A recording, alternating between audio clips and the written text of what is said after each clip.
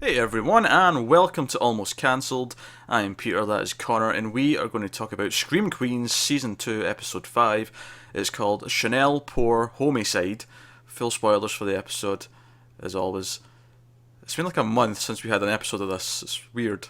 Yeah, like an entire month. It's like, what is going on? Yeah. Which at least means the heart grew fond, and I am delighted to have it back. Uh, Yep. so, first things first.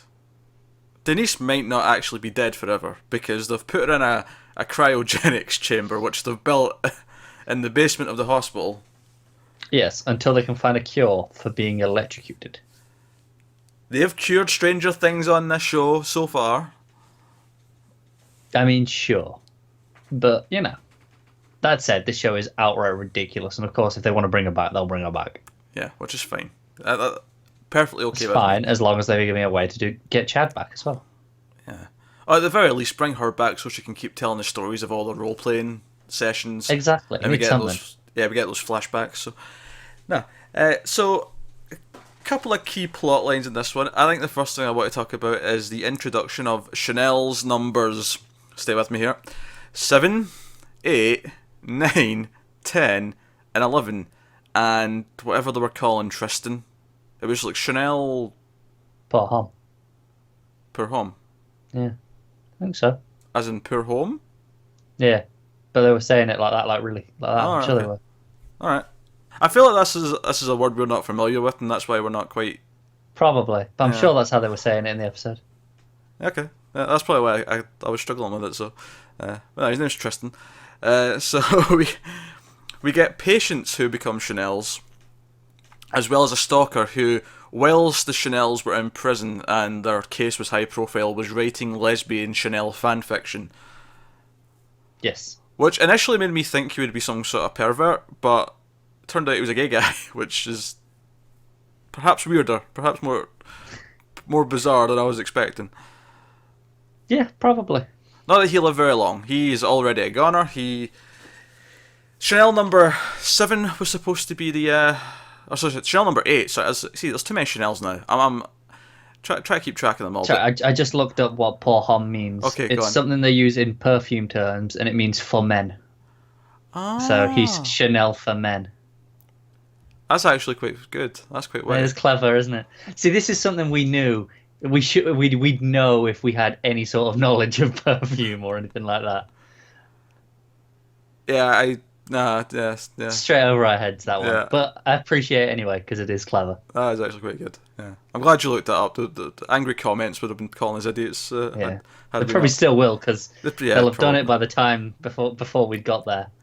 Do you know, it's amazing how often that happens actually in the comments. Someone will say, oh, they'll correct us on something or they'll add a point to something, but we actually did do that like 5 minutes later in the video, so they've obviously commented before they get to us bringing it Yeah, up. it's like live commenting. Yeah. Yeah. They never go back and, like, fix a comment, no. Never go back No, and no. say, oh, apologies, you actually did mention that. They just leave it there. Yeah. Inconsiderate. Anyway, so Chanel number 8 is supposed to be killed off because the reason why the Chanels do this, at least the first half of them, the second half is Dean Munch who comes in and says, I've also hired some Chanels. But cannon fodder, I believe, is the term that is used to describe the new Chanels. Basically, have uglier, less interesting people around that the killer will kill first because that's just the rules of a horror movie. That's what they learnt in season 1, essentially. Yeah.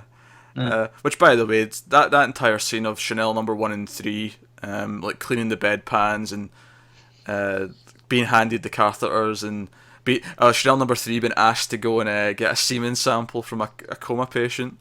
Oh, it's fantastic. But Joe really cracked me up about that. She says it's because they need to do a test for like someone's son, and I'm Yeah. like, you could do that from blood. Yeah. But she's clearly having Yeah. fun with this. I know, but you could literally do that from any DNA. Yeah, like a skin swab. Yeah, so it's just I don't know. That's what cracked me up the most is that Chanel number 3 didn't know that Yeah. and thought she actually had to go do it. But dear. Yes, we'll leave these bedpans until there are more ugly people here to do it for us. Minions, I believe, is another word for it. So no, that was a lot of fun. Introducing us to all the new Chanels. Also, Chanel number 11 also didn't last long. She dies at the end of the episode. She had the sixth finger on one hand, which amusingly the killer chopped off first, and she's like, "Oh, thanks, I'm normal now." Like she'd never considered this before. But then she immediately gets killed anyway, because the Green Meanie is, well, he's a meanie, so he does that. Just clues in the name, isn't it? But that was all good fun. It's funny because I thought this episode started kind of weird. Yeah.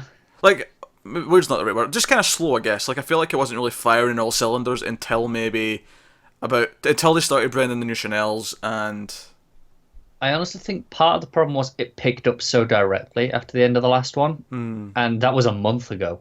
Like, if this had been a week later, maybe that wouldn't have felt taken us quite long to get back into it. Interestingly, though, they actually kind of had a month jump in the episode, though, and it kind of felt natural because it had been a month. Which, by the way, so Dean Munch, because of all these extra party guests who all get killed in Halloween night, has to go to the authorities, and instead of being shut down, people come flocking to her because Scream Queens is silly. Yeah, because there's no such thing as bad publicity. I don't know. I feel like if every single patient was getting murdered after being cured, it might put some people off. But see, this is the thing. They do cure them. And maybe if there's enough patients, they can't kill all of them.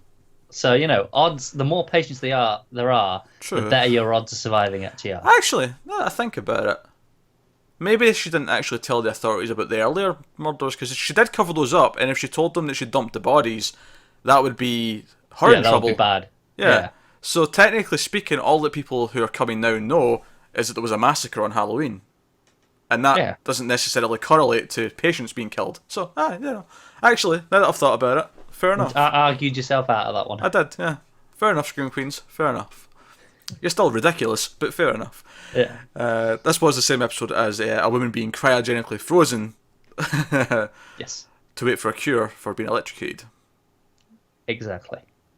Anyway, the highlight of the episode, though, as fantastic as Chanel was, and I love Chanel, explaining things. Also, Chanel being defensive. See, when they're in Dean Munch's office and they're trying to, say that they didn't send someone to get killed. When Dean Munch is grilling them, everything Chanel said was cracking me up. Oh, that's great. In fact, the funniest moment of this episode actually might have been in that scene.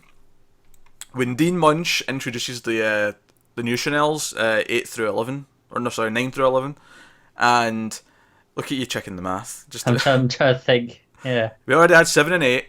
Yeah. And 4 men. But anyway, so she introduces the 3 new Chanels, and Chanel number 3 turns around and says something. Oh, you're going to have to clean Chanel number 3's or Chanel number 5's shit and stuff. You're going to have to change our bedpan and all that. And it's just in the corner of the frame, just beside sort of Chanel number 1's waist. You can see Chanel number 5 just sort of turning around and smiling with this big grin on her face as her hands are up in the air with the thingy, and she's just sort of smiling the entire time, looking at them as if, yeah, you have to clean my shit. And it was cracking me up. She didn't say anything. It was just in the corner of the screen. You could just see her grinning at them. Oh, that was great stuff. Oh, so good. However, the highlight of the episode might be the accent disease. Oh, absolutely it was. There is no competition for me. So this woman comes in with this condition where she changes her accent every time she starts a new sort of sentence. Almost a real thing. Not quite that severe, but it's a real thing where people go into, they go into comas and, strokes and stuff, and they come out with a different accent. Or even a different language. Oh, I've not heard of a different language. That's interesting. But I can buy it being, but it's not changing phrase to phrase though, is it? It's not No, not quite that severe. Yeah, they're not cycling through it. They've changed to one new accent. Yeah. Right. Okay. It's a little bit different. It's close though. I don't know. I'm going to argue this and say it's not close. I mean, just for the sake of it, it's fairly close. Which was okay. It wasn't that funny at first. It was fine. It was kind of funny, but it was when it became contagious, and all 3 of them, Cassidy Kincaid, Chanel number 3, and Dr. Holt, when all three of them started doing it like interchangeably, that was cracking me up. And it was when my favorite part, I think, was when they noticed they were changing in mid-sentence and they were saying who they sounded like in what movies. Yeah, yeah. Joe is funny about that though. Is like I have to imagine how hard that is. Like as an actor, see for them to change every sentence. I can only imagine that they did so many takes of that and they had to cobble it together because like try to like switch that. I mean, I think some people can do it. Like, you get stand-up comedians who can like shift between accents really quickly, but I feel like for most people it's actually quite hard to just. Yeah, especially when they were literally doing it in the middle of sentences at times. Like that was impressive. They were Don't doing get it me- like one word then the next. Don't get me wrong. Some of the accents were horrendous, but it was kind of okay because it's supposed to be them putting on an accent, so it's okay if it sounds bad. And that was kind of the joke of some of them as well. Yeah, yeah. So no, both English and Scottish accents were represented, as was Irish. Poor Welsh. I thought the same thing. The Americans never acknowledged the Welsh, which is a shame. To be fair, neither do we. That's also true, neither do we. But, you know, I thought I'd point that out. And also, one of the other things that cracked me up at the start of this was Chanel number 3 going, oh, she's went through like 5 accents and none of them have been offensive. And then she immediately goes into this stereotypical Indian shopkeeper accent. Oh, that cracked me up so much. It's like, never mind. Yeah. Chanel number 5, just been in that harness the whole episode as well, was amusing. It was really amusing. I liked her as the Zayde's sidekick. Yeah, that was good stuff, because her just asking these insane questions like, so did you kill your husband? and set him up? And she's breaking down. So yeah, the big twist at the end, of course, is that Cassidy Kincaid is in fact her son. Cool. Yeah. I think it's a red herring, I don't think he's the killer, but Nah, it's too obvious, isn't it? we'll see where that goes. Notice his accent had been cured by that scene. I did notice that. It was bothering me, especially as the whole point was that's where he was instead of curing his accent. Yeah, because earlier on, Chanel number 5, or Chanel number 3, sorry, was using the fake accents in the other scenes. But when she was with the other Chanel, she was still doing like fake British accents and stuff, and that was funny. But Yeah. no, I thought this was a fun episode though. Once it got the ball rolling, it was. Yeah, first maybe like 10, 12 minutes. Bit, slow paced, nothing particular. But once we got into pretty much after that month jump forward. Yeah, pretty much. Once we got to fake accents and we got to the new Chanels, it started to really perk up. Yeah, definitely. Especially with the new Chanels, just accepting that they're human shields. Human shields, as they call themselves, yeah. And they're okay with that. They're okay with that. Also, not minor, but plot point that's worth mentioning is that Dean Munch is now being blackmailed by Kirstie Alley to keep her job because she was going to fire her for being a pill-popping nurse who was abusing the staff. I did find that amusing when she calls her out for being an addict, and she's like, "No, I'm not." And then like she's just like, "All right, okay, so occasionally, but so it's like every waking minute. So I'm still not an addict. Okay, so I'm addicted. So what?" But that's Scream Queens, guys. Happy to have it back. Let us know what you thought of this episode in the comments below. Like and subscribe and all that stuff. It helps us out a lot. Thank you very much for watching. We'll see you next time.